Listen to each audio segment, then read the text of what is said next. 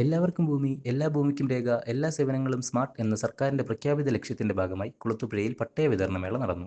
Punalur MLA. PS. Subal അധ്യക്ഷത വഹിച്ച ചടങ്ങ് ഡെപ്യൂട്ടി സ്പീക്കർ ചിറ്റയം ഗോപകുമാർ ഉദ്ഘാടനം ചെയ്തു.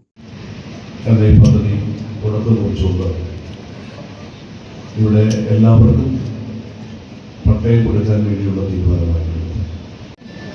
ഭൂമിയുടെ അവകാശികൾ ജന്മിമാരായിരുന്നു. അതാണ് 90% ഭൂമി അവരുടെ കയ്യിലായിരുന്നു.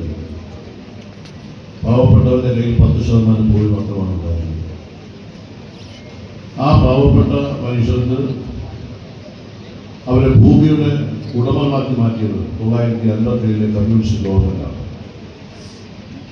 ജില്ലാ കളക്ടർ ദേവിദാസ് എൻ സ്വാഗതം പറഞ്ഞ ചടങ്ങിൽ മറ്റു ജനപ്രതിനിധികളും റവന്യൂ തല ഉദ്യോഗസ്ഥരും രാഷ്ട്രീയ പ്രമുഖരും 1000-ഓളം വരുന്ന ജനങ്ങളുടെ സന്തോഷത്തിൽ ഭാഗമായി.